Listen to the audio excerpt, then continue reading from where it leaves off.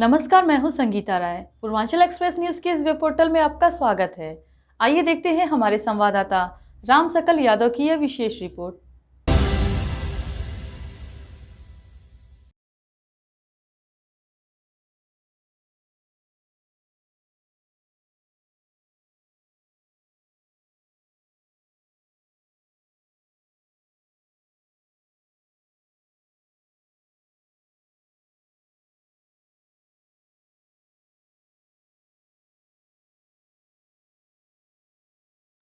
Azamgarh Samajwadi party के राष्ट्रीय महासचिव शिवपाल यादव मंगलवार को आजमगढ़ पहुंचे।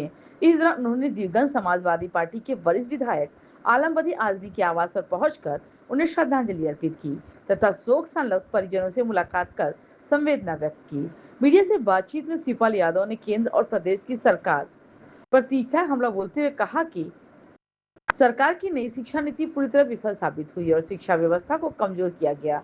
उन्होंने हालिया छात्र आंदोलन का जिक्र करते हुए कहा कि छात्रों से सरकार का अहंकार तोड़ने का काम किया है और वे इसके लिए उन्हें बधाई देते हैं। रामपुर स्थित जवाहर विश्वविद्यालय पर संभावित बुलडोजर कार्रवाई को लेकर उन्होंने कहा कि यदि विश्वविद्यालय पर बुलडोजर चलाया गया तो समाजवादी पार्टी चुप नहीं बैठेगी। उन्होंने कहा कि छात्र भी इसे बर्दाश्त नहीं करेंगे और समाजवादी पार्टी छात्रों के साथ मिलकर इसका विरोध करेगी।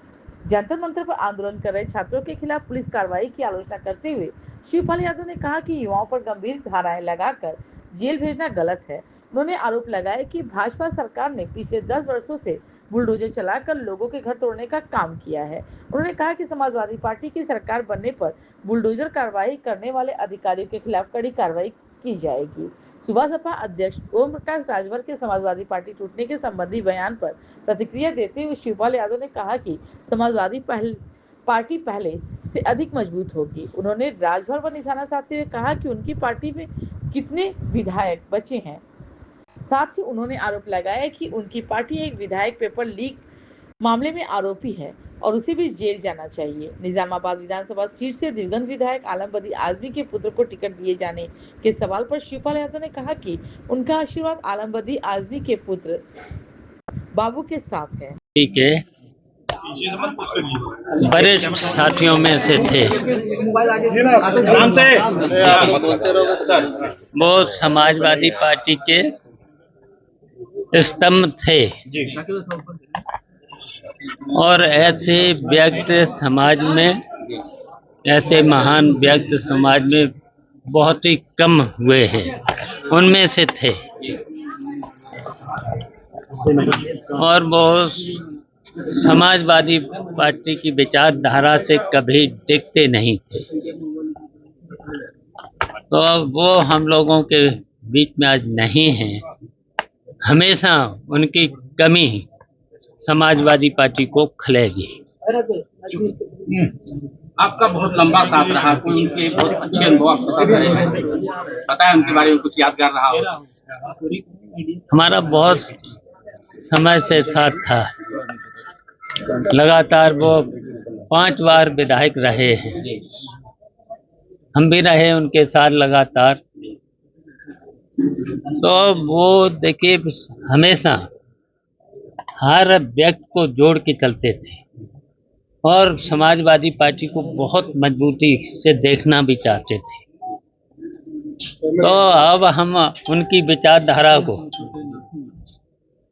समाजवादी पार्टी को उनकी विचारधारा के अनुसार बढ़ाएंगे और जो उनके मन में थी हमें सब पता है और रहे बच्चे इनको पता है, उनके पुत्र हैं, छोटे पुत्र हैं, उनको सब पता है। ये भी लगातार उनके साथ 20 साल से लगातार दिन रात उनके साथ रहते थे। इन्होंने भी बहुत सेवा की। उनकी हर समय चाहे तबीयत खराब हो, चाहे कहीं भी लखनऊ जाना हो, दिल्ली जाना हो, कहीं जाना हो, वो हमारे चुनाव में भी जसमनगर लगातार महीनों वहीं पड़े रहे और वहाँ पर शायद कोई गांव छोड़ा नहीं जहाँ न गए हो इस उम्र में। ने बयान देते हैं, आपके सहयोगी रहे हैं 22 में, इस बार नहीं रहेंगे 27 में, कितना असर पड़ेगा? देखिए, समाजवादी पार्टी और मजबूत होगी, और मजबूत होंगे। अब उन्हें पूछना उनके कितने विधायक बचे हैं। जो बचा है वो भी उस पर आरोप क्या है पता है, तो उसमें भी बचेंगे नहीं। एक उनका विधायक है जो पेपर लीक के आरोपी भी है। हाँ, पेपर लीक के आरोप, पेपर लीक के आरोप है, तो उन्हें भी जेल जाना है। सुपल जी, एक सवाल ये है कि विधायक जी के सुपुत्र हैं, क्या इनको टिकट दिया जाएगा पार्टी द्वारा, निजामत बढ़ाया जाएगा? देखिए, अब सब लोग जानते हैं, आप लोग जानते हैं, समाजवादी पार्टी और राष्ट्रीय अध्यक्ष को सब लोग जानते हैं। हमारा पूरा इन पे सपोर्ट है, आशीर्वाद है।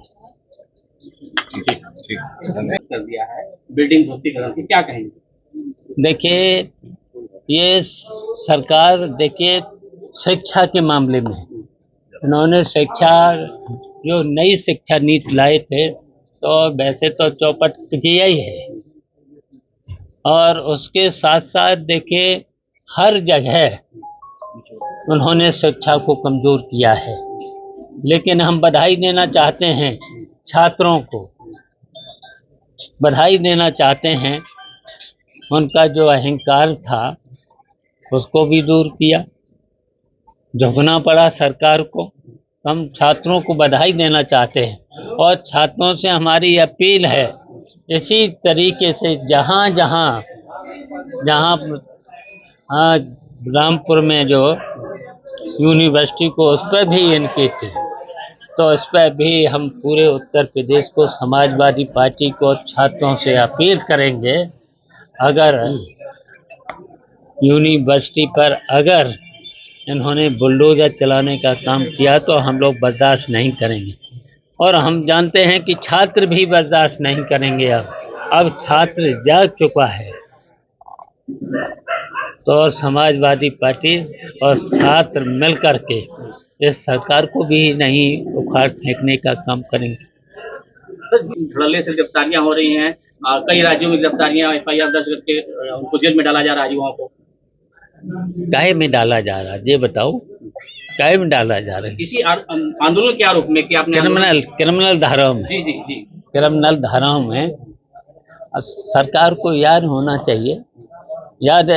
चाहिए, अगर ये इस तरह से छात्रों पर कहीं हिस्ट्री सीटर का मामला या किसी इस तरीके की धाराएं लगाएंगे, तो हम जानते हैं कि सरकार ने 10 साल में, चाहे अधिकारी हों सरकार के, जिन्होंने छात्रों के साथ और किसानों के साथ बहुत अत्याचार किए, और बुलडोजर चला करके, जो कि व्यक्ति का मकान बनवाना एक सपना होता है, किस तरीके से अपनी मेहनत से अगर उन्होंने मकान बनाए हैं, उन्हें तोड़ने का काम किया है, तो ये भी न कोई धारा है। तो ये जिन अधिकारियों ने अगर ये मकान जो गिराए हैं, उन पर भी क्रिमिनल धारा, और जिन सरकारों के सारे पर, सरकार के मंत्रियों के सारे पर, उन पर भी फिर इसी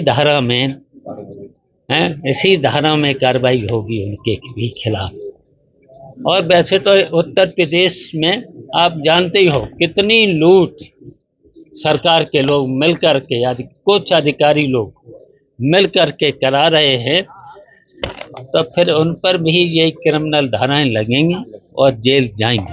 सर,